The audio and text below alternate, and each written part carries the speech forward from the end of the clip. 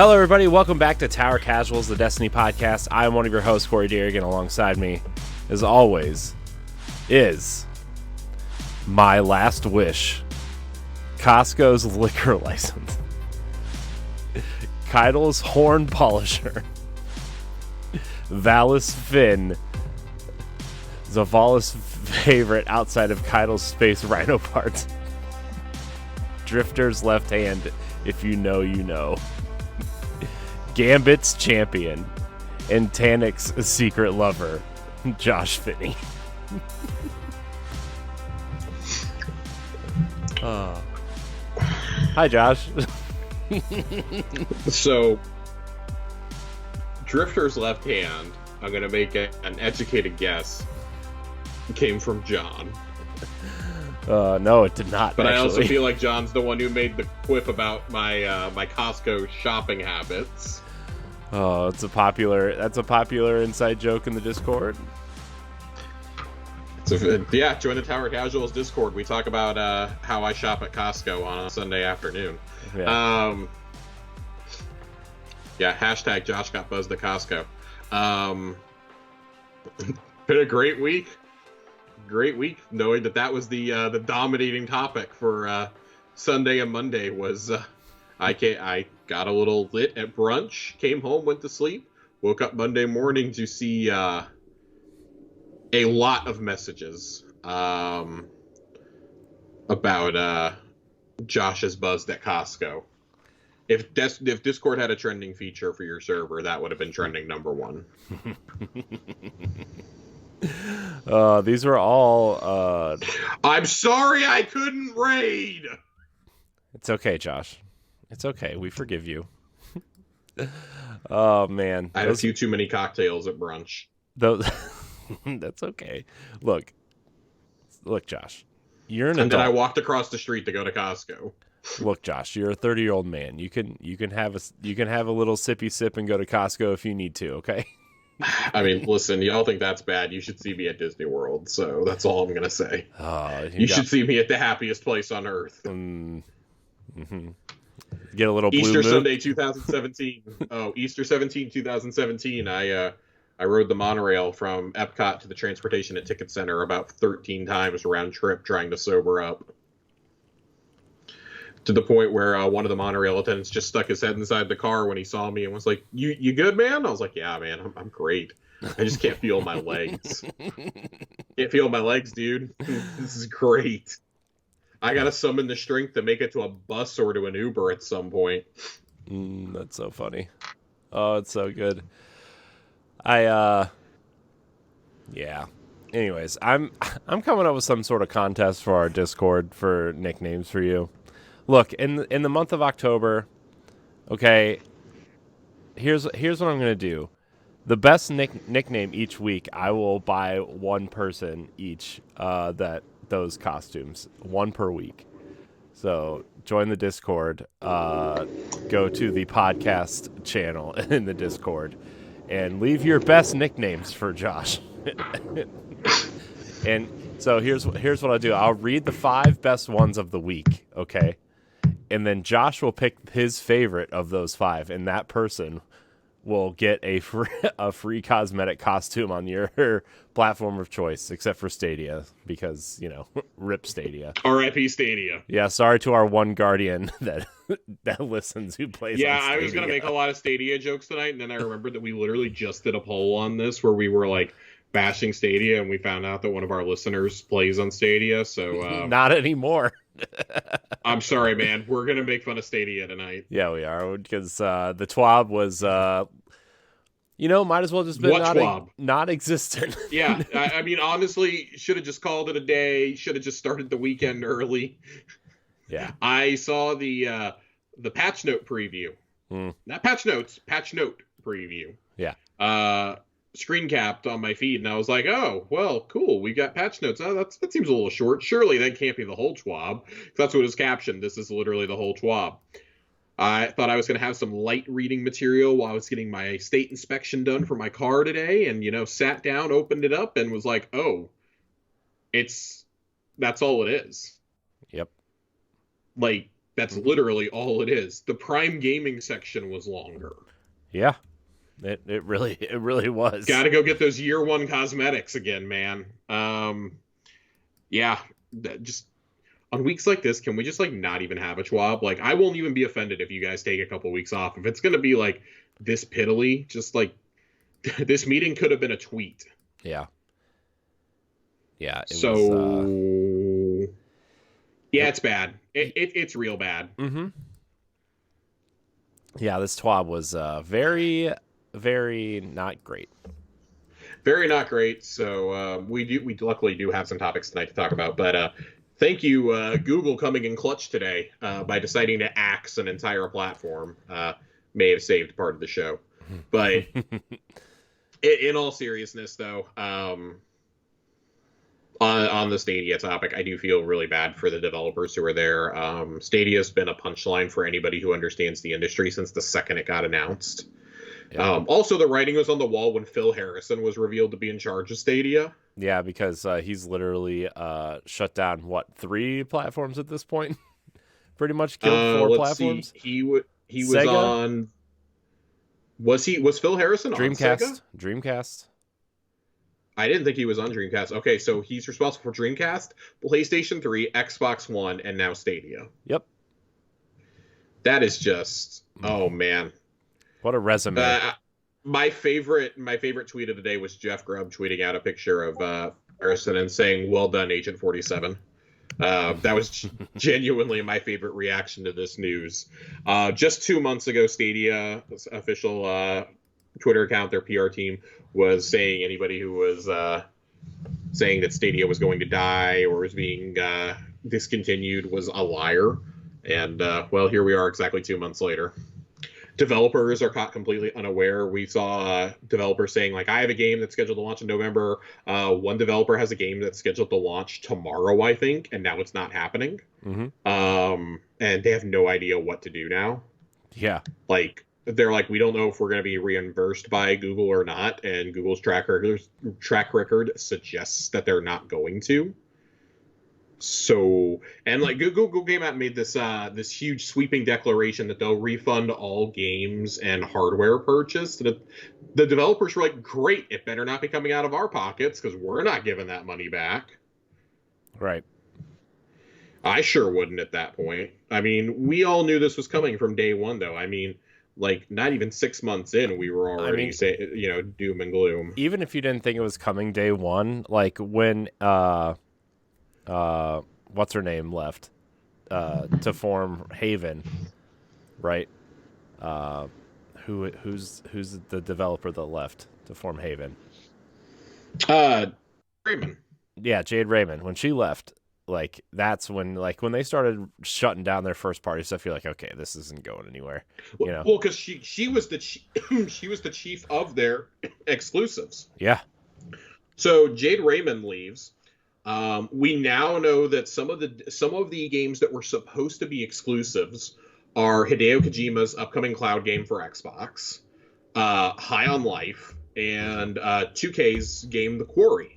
All 3 of those were supposed to be Stadia games, published exclusively for Stadia, and Google just wasn't gonna stick with it, so they went out and sought other publishing opportunities. Basically, the Kojima, I should say, take the Kojima stuff with a grain of salt, because like we don't actually know what happened there, but all the reporting suggests that he wanted to do a cloud-based game because Kojima likes to do weird things, and he was going to do it with Stadia, and well, he wanted to do it with Sony. Sony said it was too expensive and they weren't going to do that. Also, they don't have the cloud infrastructure. And then he approached Stadia. He never signed a formal letter with them or like an agreement or anything. And that went downhill pretty quickly. So then that's when Microsoft swooped in and was like, hey, we have all the tech that you want. We hired the people you wanted, and we'll make it happen for you. So we'll see, like, if anything comes of that. But I mean, if that and High on Life end up being any good, as well as you have to think that Haven's first game is going to be the game they were working on at Stadia. You have to think that it's going to be their first game. If those games end up being bangers, I think we're going to sit here and just be like, be laughing. Yeah. The most interesting question to me now is, what happens to Baldur's Gate 3? Baldur's Gate 3 was when the service got announced. That was the big thing. Like, oh, it's only coming to PC and Stadia. That's it. Like, it's got an exclusivity agreement with Stadia, like, not just for early access, but like for the full release and everything. The game didn't even make it the full release on Stadia. Yeah. Well, I mean, somebody will swoop in and make a deal, right? So I've been thinking about that. I actually don't think it'll happen. I think at this point, Larian will be like, fuck it, we're putting it on PlayStation and Xbox. Like, they're just both going to get it at this point. They're going to want to make their money. God knows what these developers that had exclusivity deals are going through right now. They were one of the only ones that had not terminated their deal as far as their deal had not been terminated as far as I'm aware. But that's going to be one, like, the second that it's terminated. It's because, I mean, it's terminated now, of course. Right. If we don't hear something by, like, next Monday, I'd be surprised. Yeah. Like, confirmation from Larian of, yeah, it's coming. Like, this game isn't releasing till we got plenty of time to optimize it for other platforms. Like, let's go. Yeah. Or, hey, it'll be a couple months late, but we're going to get it out on PC. Ironically, this probably helps them with the development process. They can probably push it to PC quicker now. Yeah. And then say, all right, and console will be like late 2023 or something. That wouldn't surprise anyone. This is a game that most people are going to play on PC anyways. Yeah. So, cool. Awesome. Baldur's Gate 3 is finally free. Yeah. But as to how this concerns Destiny, let's finally tie it into the whole point that we're talking about this. Lightfall will not be coming to Stadia, obviously. All Stadia services will be shutting down on the 18th of January. Very random day, too, by the way. Yeah. Yeah. Like, well, isn't that like the anniversary date of Stadia? Didn't it come out in January?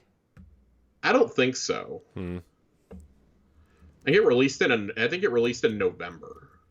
That was the beta, quote unquote, right? Like It'll barely early be access. It'll barely be 3 years old. That's all I know. Yeah. So obviously, Lightfall's not coming out. Bungie themselves, like every other developer, was completely unaware that this announcement was being made today. The implication is that Bungie found out, like everybody else did, via a tweet. So Stadia informed Bungie that Lightfall was not coming to Stadia today. Yeah, basically. But I mean, it's worth noting, I don't think in the announced platforms, I don't know that Stadia was actually announced as a platform for Lightfall. I don't remember off the top of my head if it was in the marketing or not.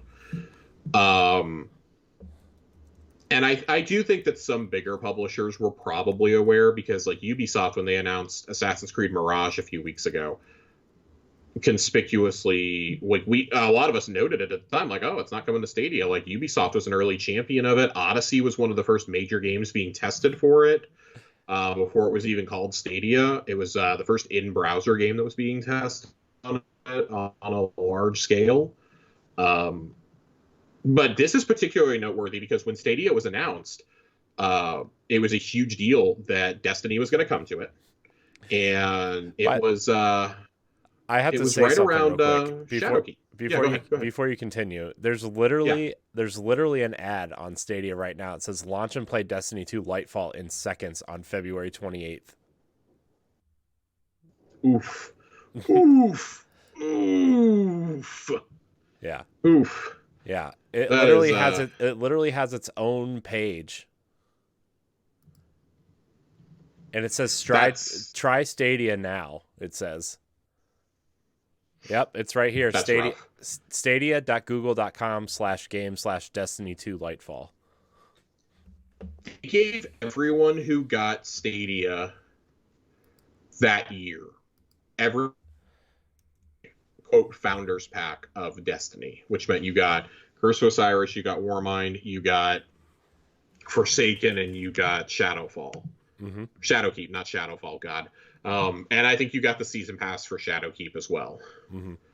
Oh my God! Oh Jesus Christ! It really is. I can't believe that this is a thing. Yeah. God damn! That's you can even buy it in a bundle. I see that. You can still buy the bundle. Is still buyable. Why is it buyable? Oh my god, dude! What a disaster! What an absolute Oh my disaster, god. dude! Like I get that you can't like delete every Holy page, shit, right? But like there's got to be like an overall purchase button, right? That you can just dude! toggle That's off and on so for the bad. website. That's so bad. I and like we've joked about it. Like we feel like they've kind of gone around the sun with partnerships now. Like there was the Activision deal that they made with Sony. Yeah. And then not only a few months after getting out of that, they made a deal with Stadia. The next year, they were at Xbox's big summer showcase for Series X, promoting that it was coming to Game Pass and that Beyond Light would be included with Game Pass. And now, of course, Bungie is part of Sony, so it's like, damn, we going back for round two with everything? Like, I think the most immediate question now has to be, what are you going to do for a cloud-based Destiny experience? Because it's clear that players want that. Like there were a lot of players, myself included, who were very upset that it was taken off of Xbox Cloud Gaming. There are genuinely, I think it is the most played game on Stadia, and it's not even close. Yeah, well, it said that it still has like 5,000 concurrent like players, like active players on Stadia. Which I mean is not a lot, but for Stadia that's probably a lot. I mean that's the most anybody, like that's the biggest game on Stadia by far, I would have to say. There were a few people talking in our Discord today about how like they like using it to log on and like do bounties or do seasonal activities, go to Xur, things like that. And like I don't blame them. That's what I used cloud gaming for. When I had the Backbone. And, it became a much better experience, like right at the end of its lifetime on there. You have to think that Bungie is probably going to Sony being like, there's two routes that we'd like to go with this. Probably three, actually. I should say three. Number one, let's get the free-to-play version, a Fortnite-style deal with cloud gaming.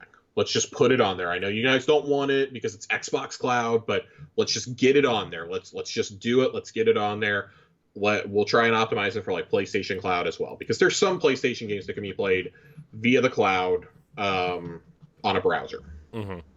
It's kind of janky, but you can do it via remote play. Remote play, not cloud, I guess I should say. Number two, I would be shocked if they weren't exploring making this work on NVIDIA's GeForce platform.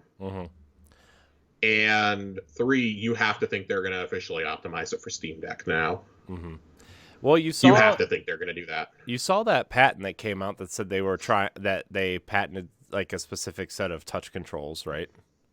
For mobile. Yeah, I think that's going to be for the mobile game that they're making, though. I don't think that'll be for Destiny itself. I think it's going to be for a much simpler game. Yeah. Because let's be real, playing Destiny with touch controls would be exhausting. I know. I played on Vita for a while. Okay, I know.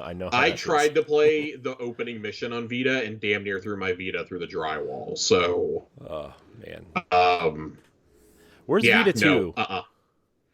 It's dying with the great peripherals in the sky. Man, it's being joined by the Stadia controller and PSVR 1. Side tangent though, do you think like Xbox and PlayStation are considering it with the success of Steam Deck and obviously Switch? Do you think they're like even trying something? No, I don't think Xbox needs to. Xbox has like so thoroughly tried to build the cloud platform that I don't think they give a fuck. I think honestly, Xbox would like the solution that Apple tried to give them, but they just don't want to do it in the way that Apple presented it to them. I think they would like to be able to put an app on the phone or on a tablet and let you download a couple of games, have like a certain amount of memory set aside to download a few core games that you can play, online or offline or whatever, and you can stream the rest. Apple just wanted each individual game to go through certification, and that's never going to happen. They're not going to send 400 or 500 games through certification. Yeah. If they can ever get around that, then yeah, I think that's Microsoft clearly had the infrastructure to do that, and they pretty much said so in those court filings. Right. I think also with Logitech's cloud-based platform that came out this week or last week, that has a heavy emphasis on cloud gaming, and I forget what the other on Xbox Cloud and something else. I forget what the other one was. It might have been GeForce stuff as well. I think that's probably as close as they're willing to get. Like, you can pretty easily get Game Pass up and running on your Steam Deck as well, from what I hear. Yeah. Um, I don't see Microsoft wanting to do that because they have a hard enough time getting people to buy into platforms, and they've made such a huge deal of hardware is not where we see the future. We see the future being like on everything. Mm-hmm. Yeah. They're gonna be on smart TVs. Like Mm-hmm. why would I if I'm an executive at Microsoft, I would be sitting there going, I'd rather keep dumping into this and making a great mobile experience with things like the backbone and even like with controller mounts. Like you've got a great experience going. You just need American and European broadband to start getting there. Yeah. Start getting with the program. Yeah. Which is one thing I will say I think Stadia did good. Stadia had pretty low latency. And they do note in their press release that Stadia tech will continue to be used and like licensed out to other companies. I see Sony absolutely being first in line to try and buy those patents. I would, because that probably saves you like 2-3 years of trying to develop it on your own and instantly gives you a cloud platform. Not instantly, but it'll give you a cloud platform and maybe half the time to compete with Microsoft. Yeah. I think that as far as handhelds go, like that's Nintendo. Nintendo has hit such a home run with the Switch that you can't duplicate that. The Steam Deck is a slam dunk for other reasons. Like Steam Deck, it appeals to a lot of PC gamers, obviously, because they can take their library on the go. It appeals to me. I don't have a PC. I don't want to build a gaming PC, but I can get a dock to dock it to my TV. Yeah. Cool. Like you're telling me I can use that with my Xbox controller? I'm in. Yeah. I've been thinking about getting a Steam Deck just to play the games that I can't play on Switch mobilely, but I don't know. Mine would basically be a Game Pass machine, and I have zero shame in admitting it. Yeah. I mean, if they optimize and a Destiny machine. If they optimize Destiny for it, I will get it. So there are workarounds that are not going to get you banned. Like Bungie developers themselves are even using them, and have said, we're not going to ban anybody for using this workaround. I would do it. I would be hesitant to do obviously any kind of like PvP activity because you will be put in a team pool. Yeah. That would be the one thing for me. Well, Josh, if you know me, I'm just itching to play some PvP. Oh yeah, we've got the flawless Corey Deering over here. Yeah, flawless. Speaking of flawless, real quick, shout out Joe Wilson, Colonel Panic, our very own Colonel Panic, went to the Lighthouse for the first time this weekend. Ooh. Yeah, he texted me Monday morning and was like, check it out. I had a few hours to spare this morning, and so I played some trials, and he went and got that adept bow. Ooh. So congrats to you for making it for the first time, Joe. Good job, Joe. Yeah, I got to think that you're not going to do another cloud platform, like another handheld, if you're one of these companies. Like Sony's done two handhelds that failed to take off at this point. Yeah. They've clearly decided that they're investing in VR. I think, ironically, now I think is when you could get away with doing a Vita 2. But you would have to pack so much power. It would have to be more powerful than the Switch is the problem. Yeah, it would have to be more in line with that high-end Steam Deck, I think, at this point. Oh, I would argue it had to be better than the high-end Steam Deck. Yeah.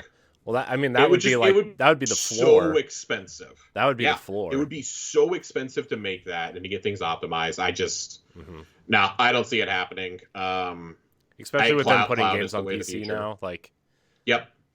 I think they're content just to get that money. If you want to play their games mobilely, go get a Steam Deck, or they'll develop an app here in a year or two with the Stadia patents. But it's clear that's the one thing they were pretty caught off guard by was that they didn't plan on Microsoft basically saying, "Hey, cloud is ready" before the launch of Series X. I think that really threw them for a loop, and then just how they've integrated it into the entire platform. I mean, I don't even have to download my games to play them now. I can play them while they're downloading. It's great. Right, and you can play games to test them out, and then if you want to continue playing, you just download them later. Right, like I did that a few times. Right. I do that with my indies a lot. I went from having my Switch being in my bedroom a couple of years ago to now I keep my Backbone controller in my nightstand, and I just pop it on my phone if I want to sit there and play a little something before I go to bed or whatever. That's when I do a lot of my indie games. But I've gotten to the point where my Switch is being used less and less for indie gaming now, Mm-hmm. and it's becoming more of what it was when I first bought it. Oh, it's a Nintendo console. Like, Mm-hmm. I'm only playing first party stuff, and it's only the stuff I have to play. Mm-hmm. Like Splatoon. Yeah. Yeah, Splatoon's great. I haven't played nearly as much Splatoon as I've wanted to. It came out 3 weeks ago. I think I played it twice. Yeah. I really want to play more Splatoon, but Destiny, though, I think like Stadia shuttering it's a big deal. Like Joe Blackburn's been pretty clear about how, and I mean in the past also Luke and Mark were pretty big on it. They used it as a big development tool during the pandemic. It really helped them out. Um, and when the partnership was originally announced, that was part of the deal was they were using the Stadia stuff on the back end to share things via the cloud.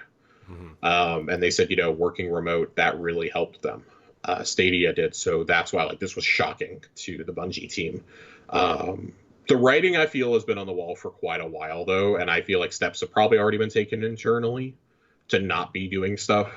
But I mean, if the tech is going to continue to exist on the back end, like, maybe they can keep using them, like, just as a development studio. Who knows? Yeah.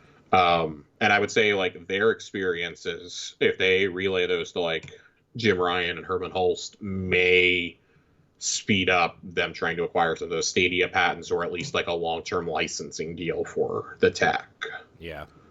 Like, license the tech, but build your own in the meantime. Right. Yeah, because I mean, I even if you license the tech, you can like almost reverse engineer it to like see what And I know there's a lot of like patent things and legal things that go into that too, but I mean, you could still and that's the latency patent is the big one to me. Mm-hmm. That I think that people are going to want to get a hold of. I expect Microsoft to come in swinging, but Microsoft and Google hate each other, especially after Microsoft just took a stance against Apple in a lawsuit. But I mean, Google doesn't I don't know. It's like the big three don't really like each other, and I think it's going to kind of turn into anybody but Amazon.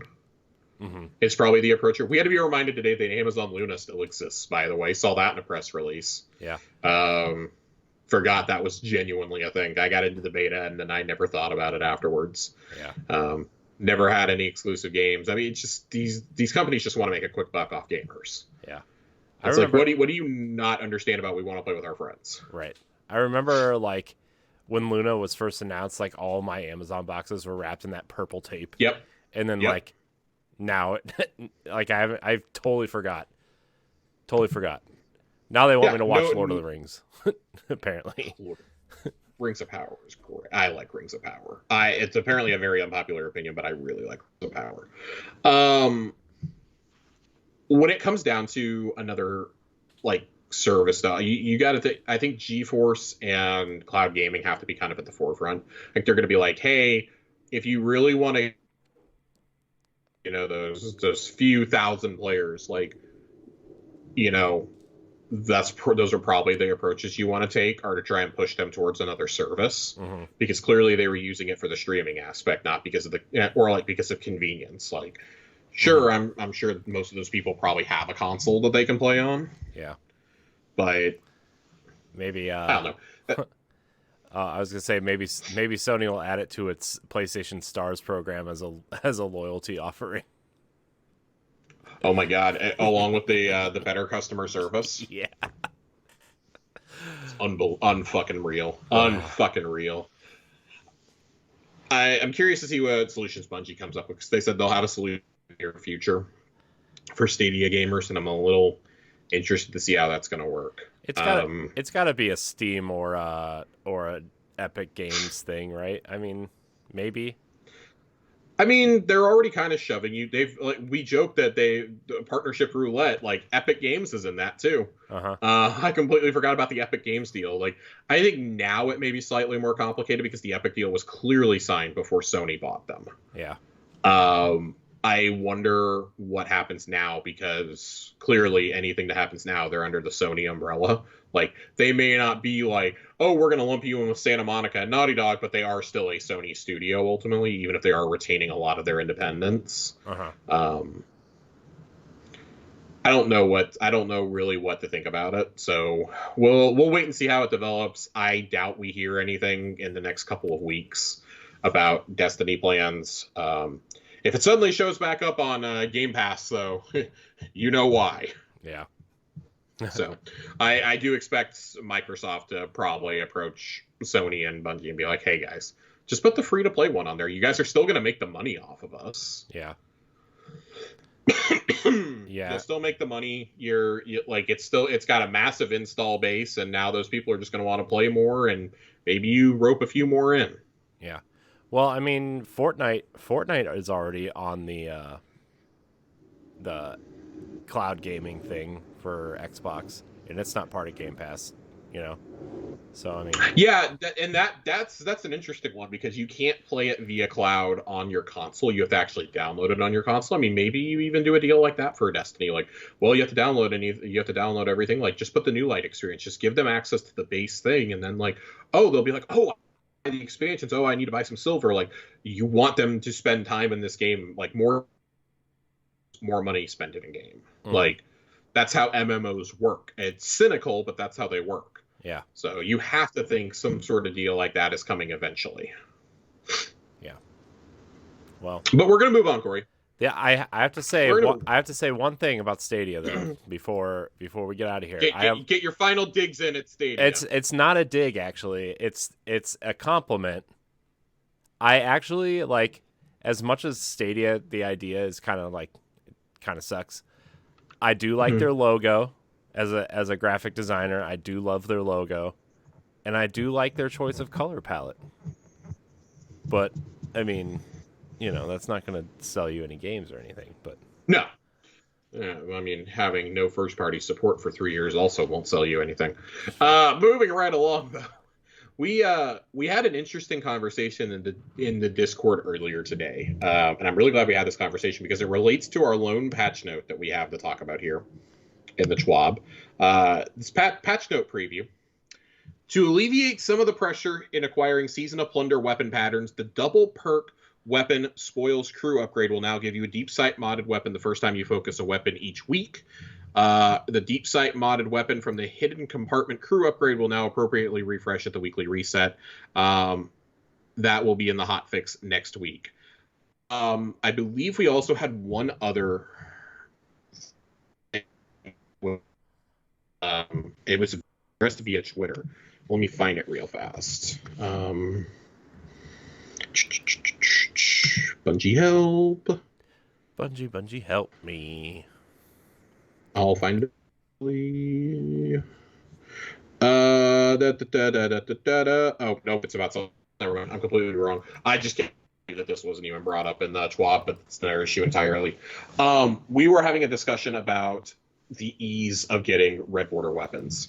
For me, the red border weapons have been a source of grief and annoyance, both last season and this season. I think I'm less annoyed by last season, knowing that I have, the rest of this season and all of next season to acquire them.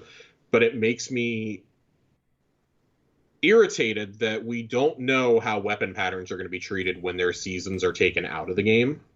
I mean, like, judging by the Splicer weapons and the Season of the Lost weapons and Chosen weapons, like, those occasionally show back up at Xur, but that's it. Like, how else am I supposed to get those patterns to be able to craft them? Like, making patterns, have element of FOMO feels like really bad game design. This was supposed to alleviate the pressure on getting a god roll, and instead we're sitting here panicking that we might not be able to get the pattern in time, but also we might not be able to get it once the season is taken out of the game in a few months.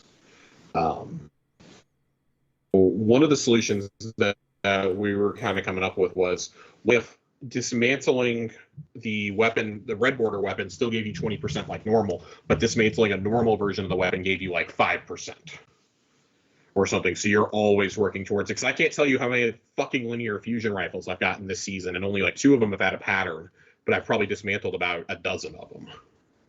Yeah. Like, just let me get progress towards everything. Yeah. Yeah. That's a good solution. I don't know what I was about to say there. I knew I agreed with you, but It's okay. I don't know what else you're supposed to do, though, because the red border system is just, like, we addressed it a few weeks ago. I'm not going to go in on it again tonight, but it's poor design. It's very poor design. Like that we're having to go in and patch this stuff mid-season now. Like we knew that there was an issue with the first catch crash of the week not dropping the red border. We've done that for 2 weeks now, and I'm glad this is getting fixed because I got tired of doing them and not getting them. But then to have to go and change one of the perks entirely, now I have to like kind of know like bullshit. I have to readjust how I'm going to do my upgrade forward to like make sure I maximize the red borders I'm going to get. Naturally, I'm only going to get them for the ones that I've already, gotten. Of course. When it's the random drop. For the random drop, at least with the double perk one, you can select which one you want. Yeah. And that does make it a little bit easier because I'm at least 2 patterns on all the weapons, I think. Yeah. And I can craft 2 of them right now. But we know that some you can see the future challenges have been data mined. One of the ones that's going to launch next week is get 3 weapons, I believe, to level 3 crafted weapons to level 10 this season, and I believe they have to be plunder weapons. And then one that's going to hit in week 10 is get 2 crafted weapons from this season to level 20. So that's when I'll be crafting my scout rifle and my sidearm. Is to get those. Mm-hmm. Nice. Just other than that, it feels bad going from a season where we had like 3 or 4 guaranteed opportunities a week to get red borders to there was 1 guaranteed one and it didn't even work right. So it was so bad they're gonna have to patch another way in next week. I don't even know what to say to that. Like, cool. I hope I get my patterns. Like, thankfully, there's only 2 or 3 weapons I really care about being able to craft. Mm-hmm.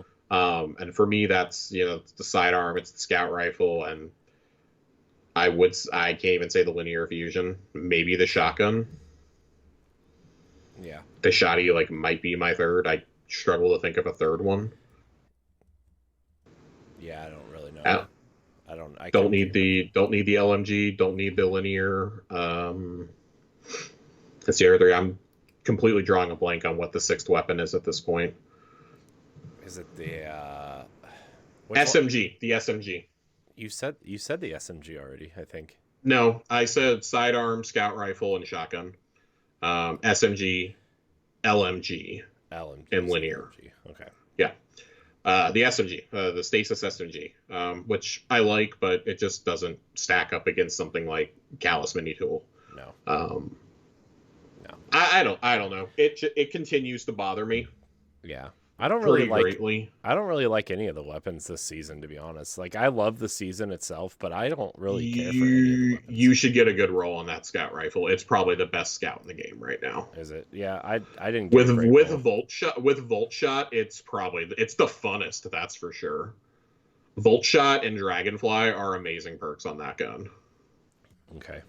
I'll try to. I want to craft it just because I want to get enhanced Volt Shot on both that and on the sidearm. Yeah. The sidearm, I'm well aware there's better options, but it's just fun. Yeah. It's like Drang was last season. Everything blew up. Now they all just get electrocuted, and it's a lot of fun seeing all your lightning chained together. Especially when you have certain aspects and fragments turned on, it can make those guns really fun, and they really play into the arc power fantasy well, I think. So I'm very curious to see what an SMG will eventually look like with something like Volt Shot on it. Yeah, that's going to be absolutely wild. Yeah, that or an auto rifle. But yeah, I do kind of agree that you don't need to be able to craft every single weapon, but I think being able to craft your favorite weapons is important. Yeah. And I understand the sentiment that a couple in our community had about, well, you still got another season after this. Yes, but with the holidays coming up, with there being another season, I don't want to still be working on stuff from this past season. Also, God forbid, I want to take a break to play God of War or some of the other games. Final Fantasy is coming out 2 weeks before Christmas. I want to play Crisis Core. I want to play High on Life. After that, in January, you've got Dead Space. We've got the Persona games coming to Xbox and PlayStation finally. The re-release of 3, of Golden, of 5 Royale. Scorn is coming. Plague Tale is coming. There's so much stuff coming in the next couple of months between now and Lightfall that I'm I actually plan on taking kind of a sizable break Yeah. probably in around the Christmas holidays from Hmm. Destiny, just to like kind of like recharge my batteries a little bit going into light. If I don't do it then it's definitely going to be at the end of January, beginning of February. Yeah. I've got a week-long vacation booked before Lightfall comes out, to Oh, just good. get You booked away it for a before. while. You booked it before this time. I booked it before, so that was part of the joke when we were waiting to see when Lightfall was going to come out. Was, oh, my hands and knees saying, "Do not launch it the first week of February." Yeah. I'm taking a vacation. We're going on vacation for my girlfriend's 30th birthday, and we're going. Her best friend and her husband are coming with us, and we're like, and then I was like, "Oh shit! I already booked this, and I put the deposit down, and Lightfall may be coming out the day we're supposed to fly back in." Yeah. And I was really scared. But thankfully, it's coming out a few weeks later, so we'll be good. But that's going to consume. That's March gone right there for me. Yeah. So I mean, March is gone for I, me, and I would say May, June is gone for me too, because of Zelda. May But is absolutely gone because of Legend of Zelda. Starfield is likely launching between these two. yeah. I am absolutely terrified right now. But like when I think about it like that, and like I said, like the constant annoyance in the back of my brain about like we don't know how weapon patterns be handled when you take the season out. Hmm. Can I just like buy the patterns then from the vault or thing? Like, how's that going to work? Like, do I need to like? Are Can they I pay you in prisms? I have 100 prisms. Can I pay you in those? are they gonna I mean, do you think they add those weapons to the kiosk where you get the exotic stuff? Because there are some legendary weapons in there. No, I don't think they'll add the weapons, but like maybe they add a way for you to buy the pattern from there. I could see that being a thing. Like, however many patterns you had ahead of time, like dictates how many you can get there. If not, the world loot pool is going to have to get bigger. Well, maybe the The world, the world loot pool sucks dick right now. yeah. Well, maybe the It enclave. sucks dick. Maybe they have some sort of like pattern kiosk in the enclave at some point. They're gonna have to figure something out. And I hate to sound like a Kevin over here, but I'd like to know what the solution is gonna be before fucking Christmas. Yeah. Like, I would like to know, I because that's gonna, like, no offense, that's gonna dictate how I spend my time in that final season. Like, am I gonna have to spend it still chasing weapons that I want from Haunted that I haven't finished, which I am about to have to start looping back and doing runs through the fucking Leviathan again, know, because I gross. only have one of the I only have one of the 5 patterns for my current favorite shotgun in the game. It's not even close to being the best, but I really like it, and I really want that enhanced incandescent on it. Yeah. Like, I want that. I want to be able to craft a beloved if I need it down the line. Because knowing my luck, if I ignore beloved, I know what's going to happen. I'm going to ignore beloved, and we're going to be in a sniper meta for DPS all of a sudden. Yep. So I want to get a good beloved. I want to be able to craft a beloved at will. I don't want to have to do it now. I want to be able to have one at will. Yeah. And I should not have FOMO over patterns for a game that I play all the time. Like, for as much as I play, I feel like it should be a little bit simpler to get these patterns. And like, I will say, I feel like I complain about the patterns, but I think they've been a little bit more generous this season than in past seasons. And maybe that's just because so fucking much catch crash and expeditions right now that I'm not noticing. Yeah. But it's like, definitely the ratio of time spent in activities to red borders is not evening out. But if that's going to be the only place you give me seasonal weapons now is from doing seasonal activities, you need to up that red bar drop rate by like 25% or something. I don't know what it's set to now, but I'm going to need it to. I want two things. I want to have an increase in red borders, and I want a knockout system. Once I've gotten 5 red borders, stop giving me red borders of that weapon. It's not doing me any good. Just stop giving them to me. Yeah. I don't know. It's crafting already needs a 2.0, and I really hope we get it with Lightfall, because crafting was something I was really stoked for. We said it ahead of time that crafting was still going to probably be something aimed towards more hardcore players. I consider myself like on the higher end of like casual, and like the lower end of like I treat this like super seriously. Like I'm kind of in like that prosumer area, I guess. Like the mid-range player, like higher mid-range is where I would consider myself. Like, Yeah. okay, yeah, I can hang in a day one raid. I may not get it done, but I can hang out in there. Yeah. I can get through a few encounters and stuff. I can get my first few pieces of loot. Like I can do trials occasionally. I can do flawless in trials. I can get my GM title. I can get my conqueror. Like I can nail the dungeon sight unseen first try. Things like that. And it's when I feel like I'm struggling to get these red borders, I think that's kind of a problem that they're not dropping with enough frequency. And like I play the seasonal activities, unlike a lot of people. Like I actually enjoy the seasonal arenas, the Leviathan notwithstanding. I enjoy the seasonal arenas. Yeah. Yeah. I But actually, even that, go ahead. oh, I was gonna say, I actually really like Catch Crash and the three. I just wish there was a variety to it. Yeah. Yeah, I mean, I wish you didn't do the same one the whole week, right? I wish they kind of rotated them out now that they've all been done, but whatever. That's just Yeah, I think that when you look at the seasonal activities, like we've lamented these before, we've bemoaned these before, and I'm sure that we will again before Lightfall comes out. They desperately need a shakeup, and I think why we like things like Catch Crash and Expedition so much is because they feel different than other activities that we've gotten to a large degree. Like they just feel fun. They feel a little wackier. Being able to summon the AI allies that really do like fuck all is still fun. They have goofy names. They're fun. They have some goofy lore behind them. I enjoy that, and like the whole like Spider and Mithrax and Drifter dynamic is great. Throwing Ido and Aramis and has been fun. It's a really wacky season in a way that like last season was super serious with the storyline, and the Leviathan was like not fun at all. I don't know a single person who enjoyed last season's activity on the Leviathan. It was fun for like 10 minutes. And I was like, oh God, this is all it's going to be. Like, there's no variety. Like, at least with PsyOps, again, another thing we were discussing in the Discord. With PsyOps, at least, those missions get rotated into the Vanguard playlist. Yeah. So, like, hopefully, or I guess the Battlegrounds did. I don't know if the PsyOps will, but I have to assume the PsyOps missions will get rotated in as well.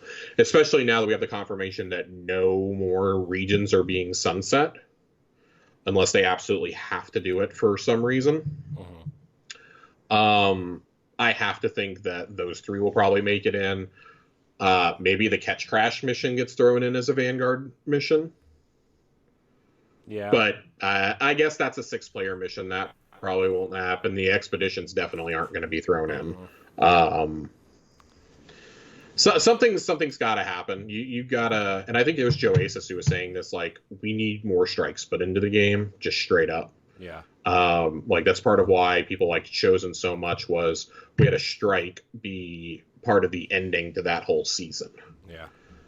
And I agree. I don't think we need a strike every season like that. I think that would take away from the specialness of it. I don't mind having a final mission, though. I think the final missions, like if it's something on the level of like the Exorcism, that can be really fun. Yeah. Or like we talked about Season of the Lost last year, and we talked about Splicer, how like those also had 2 different activities going on. You had the 6-person activity, like the well or the override, but you also had Expunge and the Shattered Realm on top of that. And that's kind of how it feels this season too. Yeah, just with more reused assets. Like y'all complain that we don't go to these locations and they aren't used, and then you're like, we want to see these areas used. We want to see areas reused, not just, be completely forgotten about. And then like, wait, what the fuck, Bungie? This isn't what we were talking about. We don't want this. We don't want them used like this. Like, yeah, you can only have so much, guys. Look, nobody's ever happy with anything. Okay, let's no. According this to community, I'm community has gotten really whiny lately. And dude, I'm seriously at the point where I'm about to be done with like Destiny Twitter in general, because like I can't do it, man. Just like everything is a reason to complain. Every single thing. Yeah.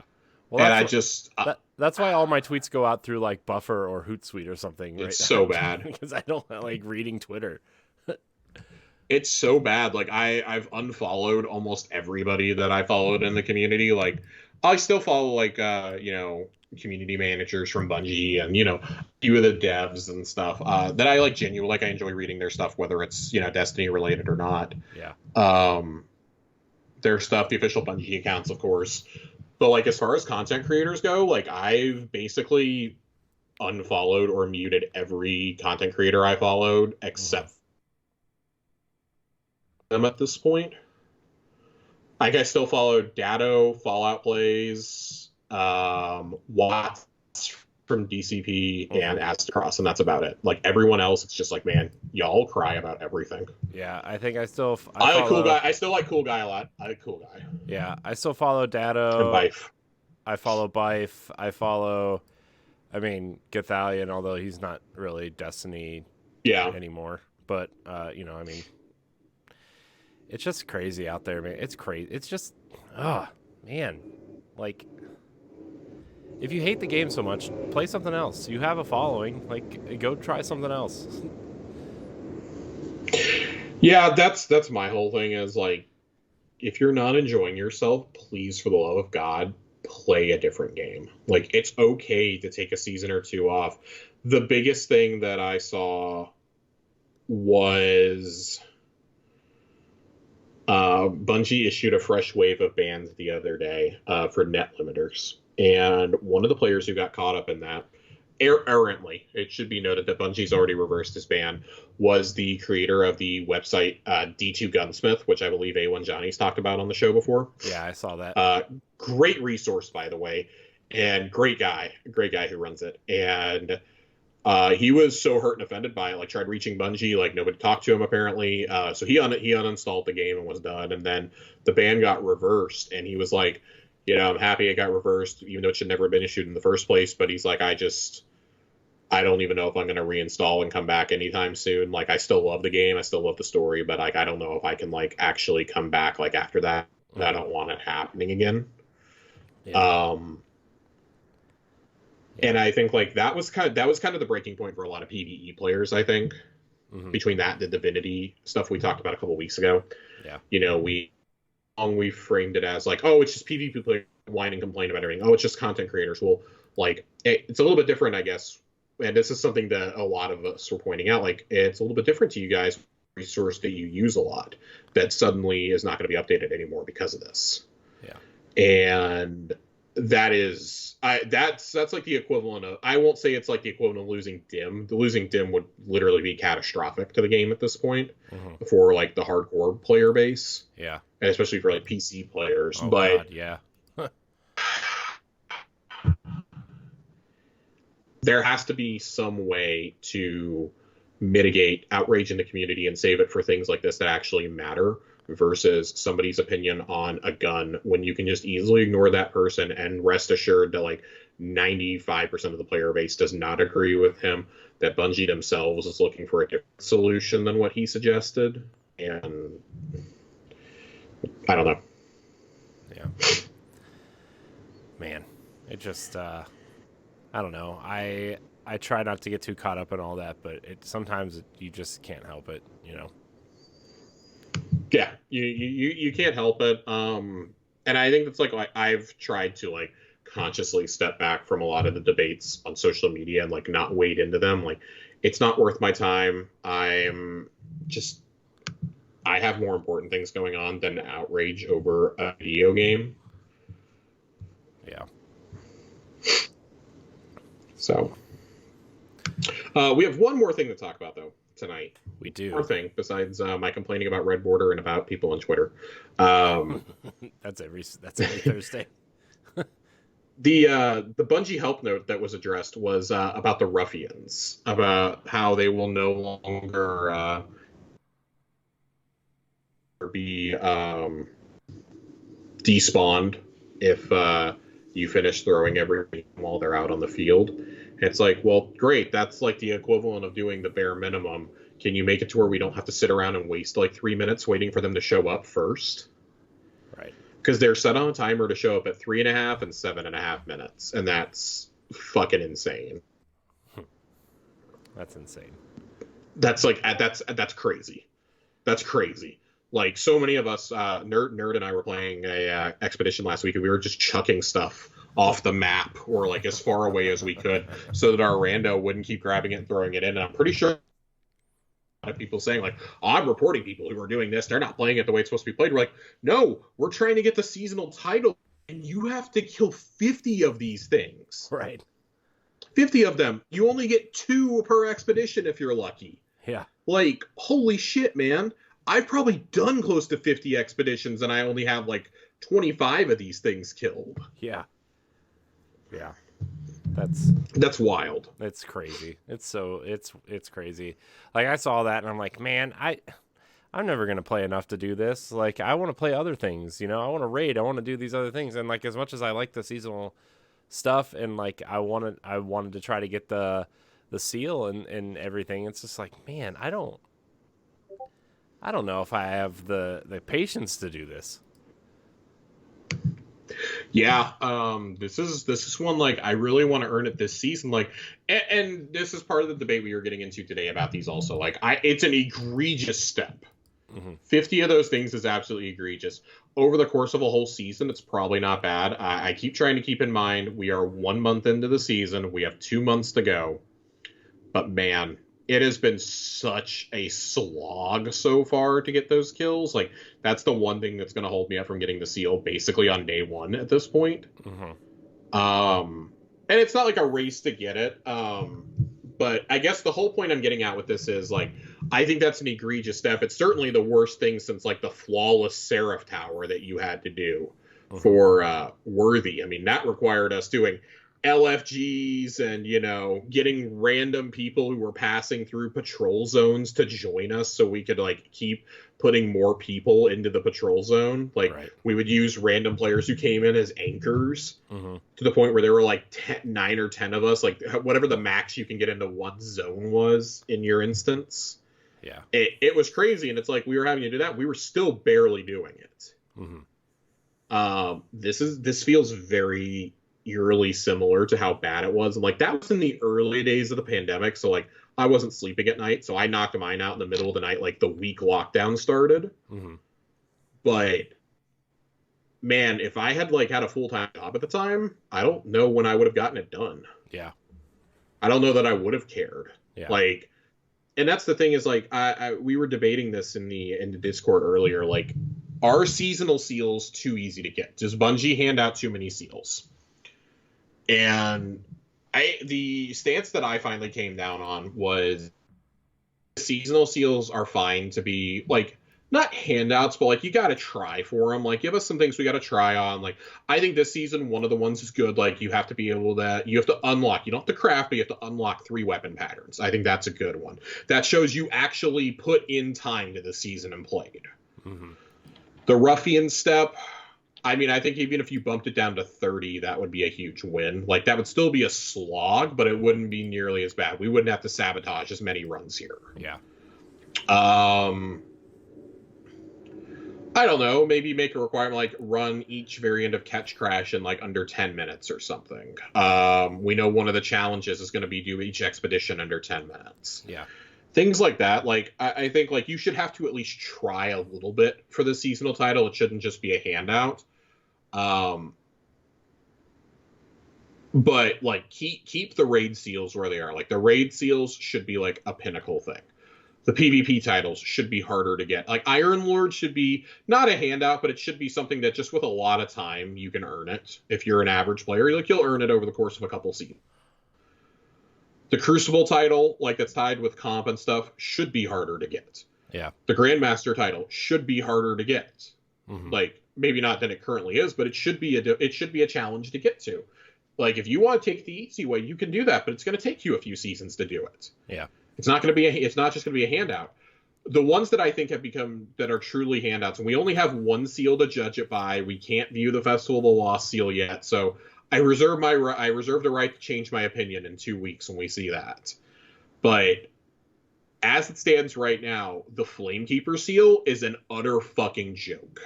Oh yeah. That thing is, when I was doing it, I knocked out almost the entire seal in one sitting. Almost the entire thing in like 2.5 hours of play. That's insane. I should never have that for a seal.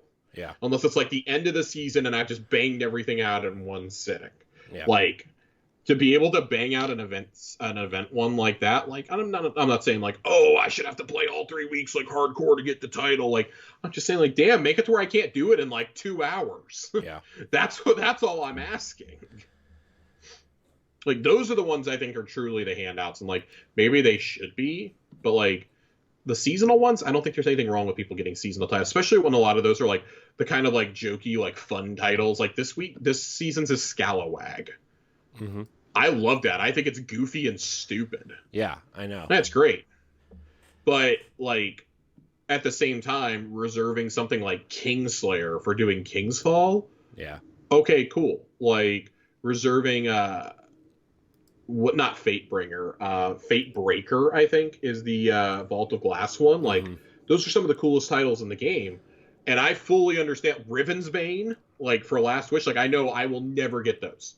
And that's cool. Like, those are really cool titles. So, like, those titles, to me, achieve what Bungie said they wanted titles to be. Like, when you see somebody with that title, with those titles, you're going to go, oh my God. Like, you're going to be, like, seeing them in the tower and be like, oh, man, like, they're awesome. Like, and that's how I feel, you know, when I see people with Flawless title, or when I see them with the, especially the Crucible title, with the Unbroken title. Mm-hmm. That's how I feel. Like, those are cool. I'm excited to see what we get in the future, though, because I think there should be something simple for the majority of the player base to go earn. I don't think there's anything wrong with that. Everybody wants some sort of title. Cool. Even if it's just Roman numerals, you want a title of some kind. But there should be some big boy shit, too. Yeah. And I think they're striking a decent balance. I don't know. I'd like to see something else. Like, if there's going to be a one for every dungeon raid going forward, cool. I like that they've kind of shifted away from having to have the master, or not the master, the flawless runs in the raids, at least. Yeah. Because, I mean, come on, like, the Wall of Dicks, dude. Like, I would hate to get that far and have my flawless run spoiled. Yeah. Oh, man. Because of the world's most annoying jumping puzzle. Yeah. So, I mean, man, remember when Flawless was an achievement in Destiny 1? I do. Oh my gosh. I do. I remember killing myself in D2 even to get the Wayfarer title the first year it was up. Mm-hmm. I was trying to get it the first year it was up. It took me, I want to say, I did get it that first year. I got it the first year it was up, because I was like, I'm earning one of these damn titles and I'm buying a seal. Yeah. I'm doing it. Yeah. And I was able to get that was back when they gave you like the full year to earn some of these titles. And I earned the Wayfarer one. Side tangent, if they allowed you to still, this is part of my problem, if they allowed you to buy the seal as long as you had unlocked the title, like they gave you like the next season or something to buy it, I would probably be a lot more relaxed. Yeah. With pounding them out in season. Like, I would 100% stand back and be like, yeah, I'll do a couple ruffians a week. I'll finish this up in like December. Yeah. Yeah. I really like the seal design. It's literally it's the pirate flag. I want it. I know, it's super. I want it. It's a problem. It's super cool. So I actually the story about Flawless in D1. We were doing Vault, mm-hmm. and we were doing Vault, and we were at Atheon. We were at Atheon, and we killed him. But as we killed him, one of our fire team members died. Like, fell in the hole, like, right when he died. Like, oh my God. I would just be like, I'm done. We're not talking anymore. So, that was fun. Unbelievable. Yeah. The easiest one to do it on was Crota. Yeah. To do Flawless on. Because you did the cheese where you just jumped up the side in the darkness area. Mm-hmm. And then you sent one person across and just everybody else with snipers up above. Mm-hmm. You just had to survive the Shrieker Room as to do. Yeah. That was the hardest thing, was surviving the Shrieker Room, or and when the enemies would spawn in when you started the actual Crota encounter. Yeah. But as long as everybody was up in their position, you were okay. Yeah. Yeah, we just I think we were gonna try Crota, but then we were like, well, I don't want to say I got flawless, and then have to tell everybody we got Crota. You know, we wanted to do something that we felt was more legit, I think. But also, now I would kill to do a flawless run in Crota and brag about it. So, you know, different time, different part of my life. Right. Whatever. All right. If we don't have any more thoughts on seals, on absurd triumph requirements, etc., let's go in the lore corner and then get out of here. We have a bunch of questions, Josh. We do have a bunch of questions. I have 4 questions ready to go. Yeah. Did you get the one from Twitter? I did not get the one from Twitter, All but right. I'm gonna do lore corner while you're getting that question ready. Okay. Cool. Lore corner. Lore corner. Wow. We're gonna do the one for the spoiler alert. It's from the treasure beacons that you do. You'll eventually construct a treasure map, and you'll do a final set of puzzles to get it. You get a sparrow out of it and some other gear. Buka's jolly boat is what you pretty nifty looking pirate themed sparrow. But yeah, let's go ahead and catch up with some old friends we haven't seen in a while. Mara Sov, Queen of the Reef, looked expectantly at Petra and waited for an answer. The Queen's emissary averted her eyes. "My Queen," she said, "we recovered a vast trove of supplies stolen from us over a period of many years. We have located treasures long thought lost, and—" "Do not avoid the question," Mara said, her words edged with steel. Petra gritted her teeth. "We did not recover the spider," she said. "It is believed he sealed himself in a pod and transported himself in one of the very shipments that was intercepted by Aramis's forces." Mara tented her delicate fingers. Between her palms, she formed a tiny tricondetheron of matter resembling rose quartz. She spun the minuscule shape, tracking each of its 30 faces, lining each vertex with a tiny fractal arm that spun off into a curled fern of endless geometric detail. By doing this, she quelled the sudden urge to cleave the dreaming city in two, a reaction which would have discomfited Petra. Petra allowed herself a measured chuckle, knowing it would draw Mara's furious eyes to her, and it did. It was time for the ridiculous announcement. "We have received word that Spider now resides in the last city," Petra said, daring with a shrug. The tiny crystalline structure abruptly fell to sand between Mara's hands. She cocked her head to the side, unable to hold back her incredulous smile. She shook a finger at Petra. "When I want him." Petra brought a fist to her chest and nodded. "You need only give the word, my queen." Mara shook her head, boggling at the spider's improbable path.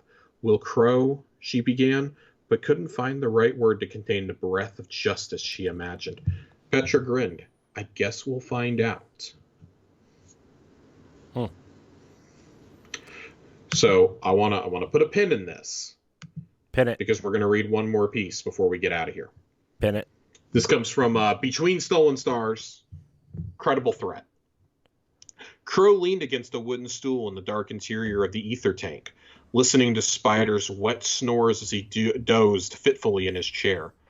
It was the small hours of morning, and the Elixni quarter was quiet aside from the low chattering of the scattered Elixni guards and the electric hum of Spider's gaudy signage.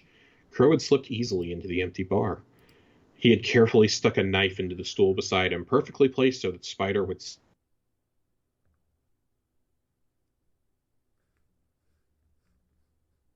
Took a measured breath and complained as someone sleeping alone in a city of enemies.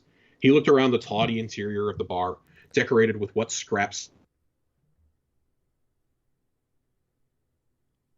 where he now survived on the charity of Drifter and Mithrax alone.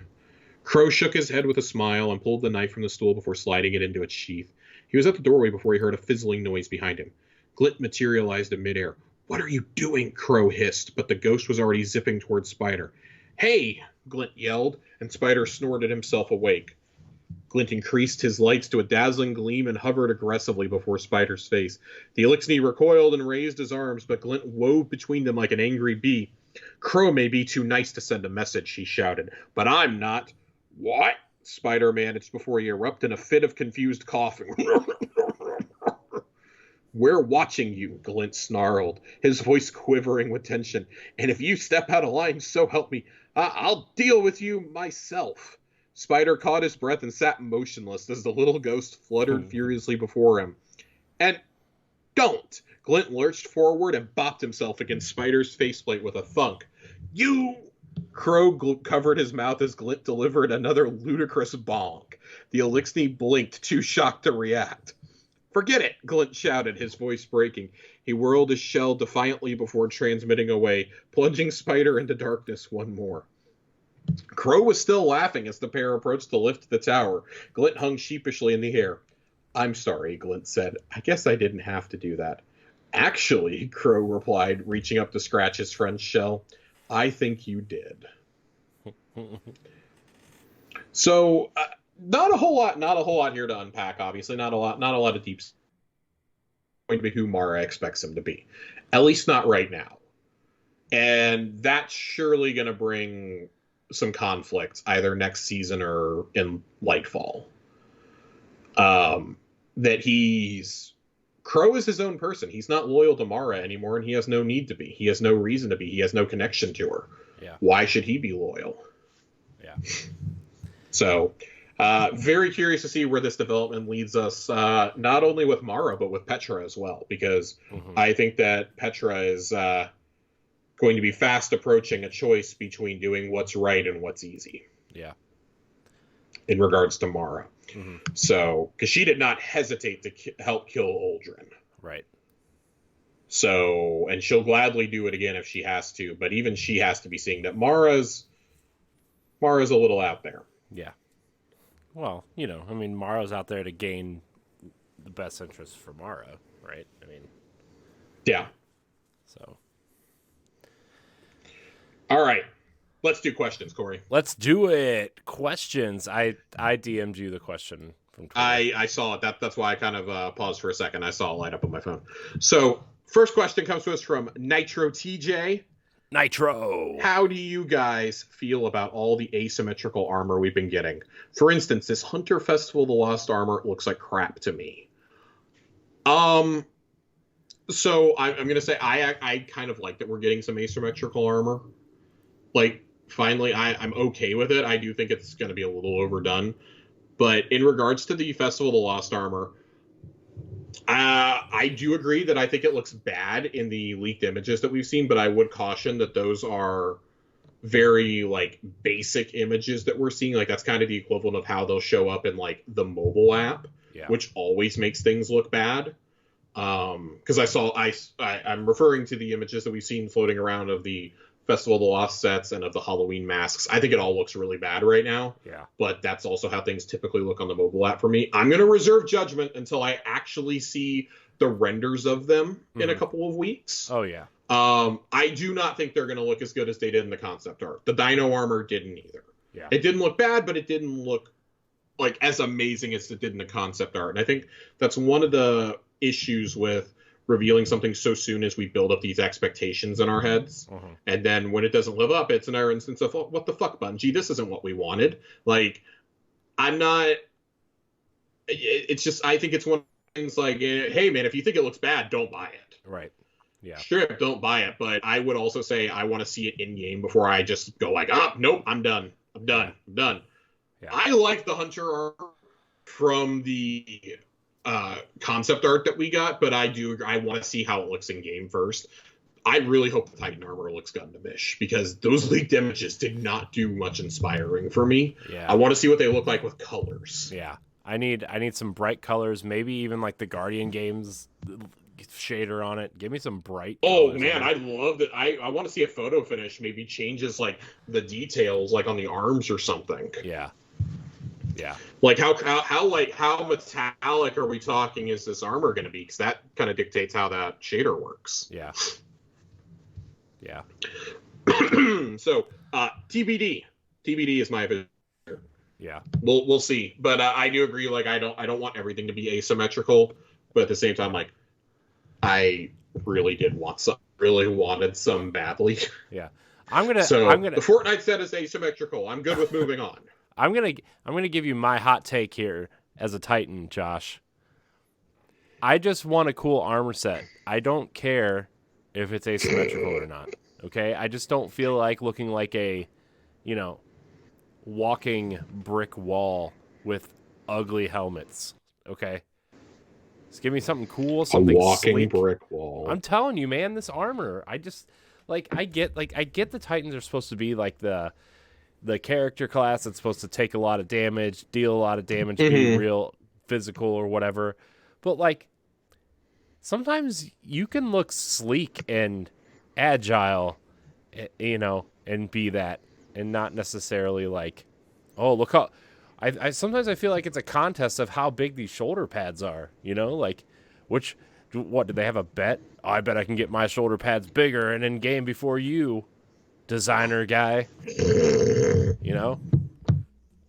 Gosh, it's like makes Samus's shoulder pads look like golf balls. I don't know. Anyways, that's my Titan rant for the evening. Unreal. Unreal. All right. We have 4 questions from Discord. First question from RushJet. What new type of cosmetics would you guys like to see? Ship projections, reactive shaders, gun charms? How would you like to show off your style with a new kind of flair?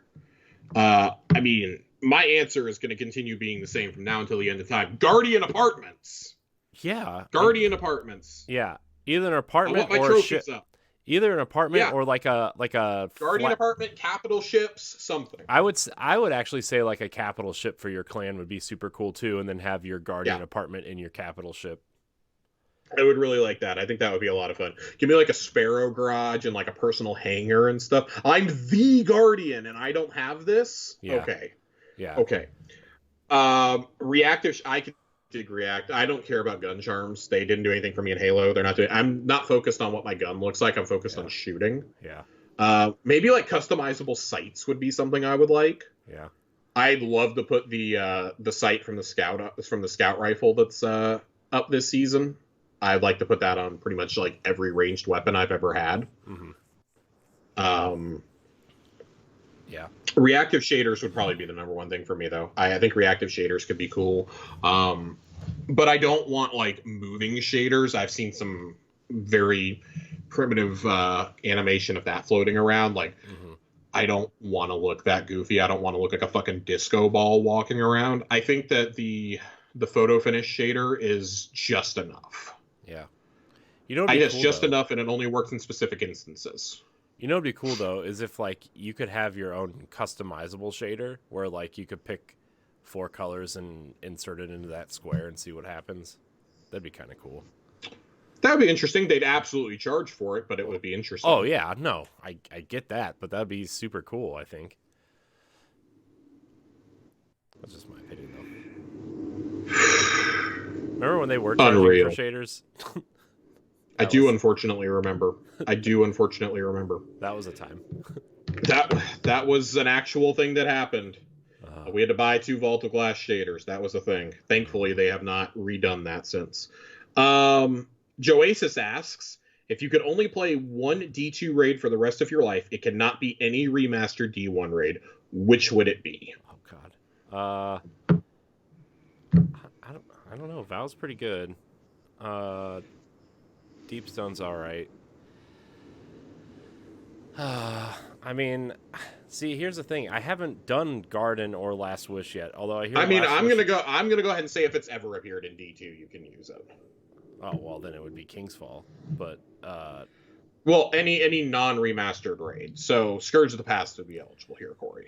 Yeah. Well, I mean, yeah, but Vow is way better than that too. I hear Last Wish is like one of the best raids since Kingsfall. I still want. It is, but if that was the only raid that I could ever another raid again. Yeah.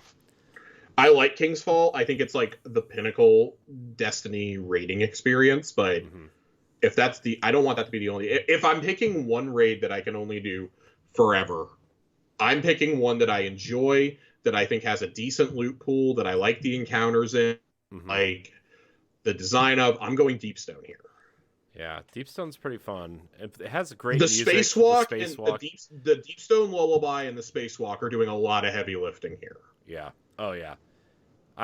So the other I day. like this. I like the scanner mechanic and things like that too. I think it's genuinely unique. Yeah. So the other day, a couple weeks ago at this point, we ran Deepstone. I ran it with A1 Johnny. Actually, we played for the first time in a long time together, and that was the first time we did the spacewalk without talking, and that was the first time I think I really got immersed in that section of the raid. And man, if you guys haven't done that, like, and I get a lot of people who haven't done Deepstone aren't going to want to do the spacewalk without communicating the first time, but like, you do that a couple times and then you just don't talk during the spacewalk. It's like, it's a seriously magical experience. You know what, Josh? You've changed my mind. I think Deepstone might be my choice. I wasn't going to pick it, but some of the best. Some of the like the just. I don't think the encounters like are really amazing, and Taniks being the boss is really underwhelming. But overall, like I like that it attempts to tell a story. I like, again, the spacewalk, the music. I think it's some of Destiny's best music ever. The loot bad. The design of the weapons and the armor I think is unique. I really like it all. The whole aesthetic of the crypt, I really wish we got to explore more of it, and fingers crossed that'll be a dungeon eventually.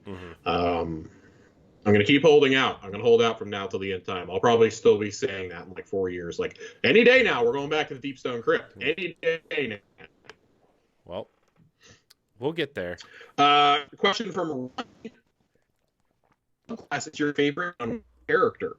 Also, to add to that, do you think some classes, meta notwithstanding, do you think some subclasses are geared more to a specific character? So I want to address the second question first. Because with subclass 3.0, I'm going to say no. I think before subclass 3.0, absolutely. I think that Solar was definitely thought of as a warlock thing.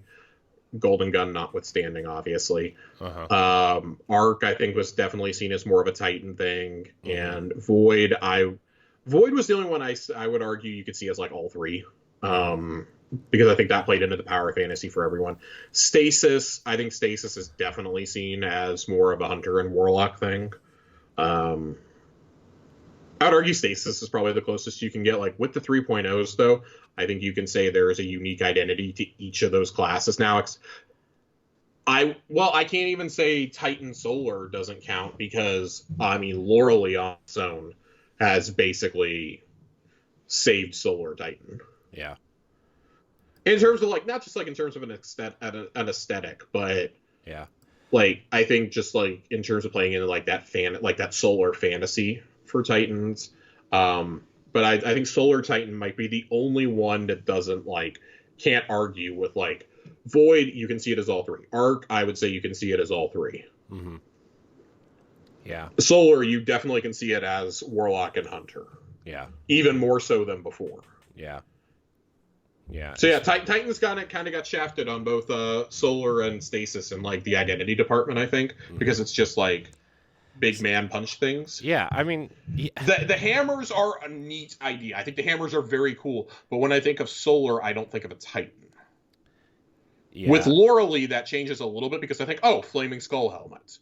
Yeah, but the thing is though, is like it's still underwhelming, like the hammers... I'm not even like talking underwhelming. I think I'm just like talking in terms of like an identity. Like when I say Void and I say like what class do you think of when you think of Void? I think you can logically say any of the three. See, when I think Void, I think of a Nova Bomb like instantly for me. See, I can't because I've spent so many encounters with a bubble being popped around me. I've spent so many encounters shooting a tether out and like having the invisible fantasy of being a hunter and making my teammates invisible and things like that. Like I've had too much of that to think, it's only like the last time I thought of Void as being only a warlock thing was year 1 Destiny 1. Yeah.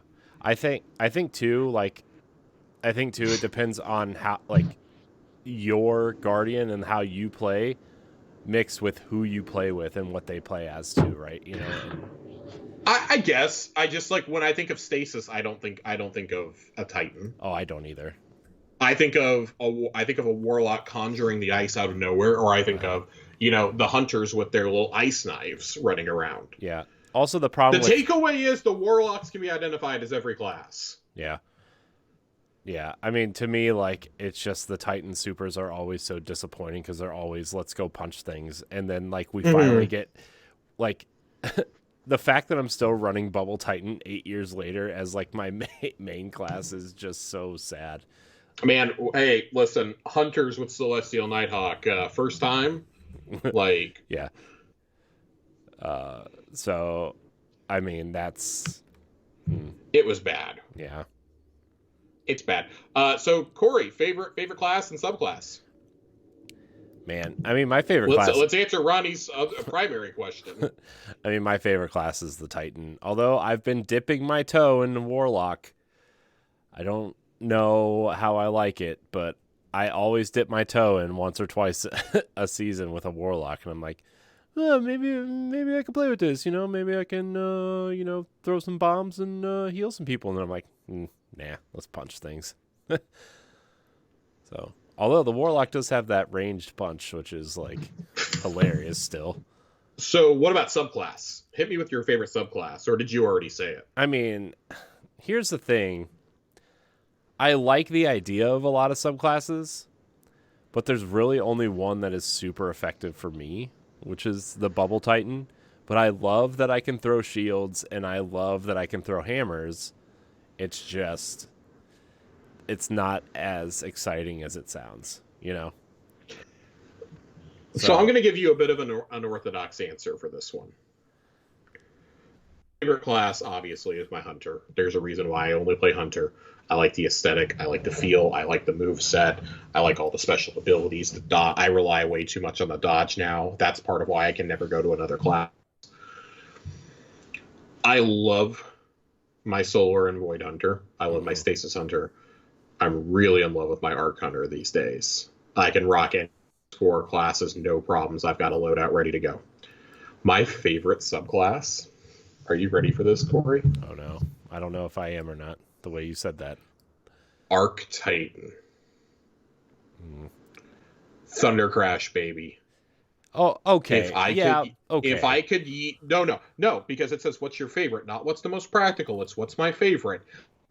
Superman across the map in Crucible is genuinely one of the greatest feelings in a video game.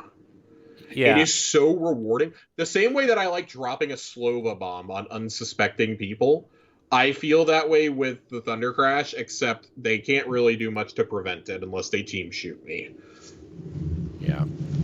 The Nova Bomb they can run away from. They can't run away from me. Yeah. When I'm eating. Yeah. There's a reason why I only play with it in Crucible, though, and it's because I'm such a dog shit playing a Titan in any other mode that I just take, like, hey, man, Mayhem is up this week. I'm playing on my Titan this week in Crucible. I'm getting that reset I'm getting my Crucible reset this week. Wow. Yep, I love it. I'm a Titan I'm a hunter who likes to punch things at heart. That's fair. I just, this, you could say this literally about any subclass with any set of exotics or whatever, but I just feel like nobody cared about Arc Titan until the Falling Stars exotic came out, or like... I mean, so you say that. Johnny over here has been rocking it in Crucible for a while. Okay. Oh, yeah, but Johnny is crazy, okay? Johnny is very... To be fair, it was always good in Crucible. He's very unorthodox in terms of Titan thought. Not that that's a bad thing. That's definitely not a bad thing. Definitely not a bad thing. But John, that answer was for you. Let's hit this final question, Corey. Let's do it. Tiger Jesus 64. Yeah. Is it time to bring back the 3 of coins, but make it drop red borders? Yes. Yes. Yes. Emphatically yes, and specifically it should drop red borders for the current specific season. Yeah, that'd be cool. That's a great idea. Great idea. I love that idea. Make it to where I can turn in 1 3 of coins a week at a vendor of my choice for a guaranteed red border. Yeah. I'd be okay with that. Absolutely. But also bring back glass needles while we're at it. Where the fuck are my glass needles at? Yeah, I see that going around in our Discord a lot. Where are the glass needles? I want glass needles back. With how hard some of these exotics are to get from the lost sectors, I want glass needles back as a form of bad luck protection. Yeah. Yeah.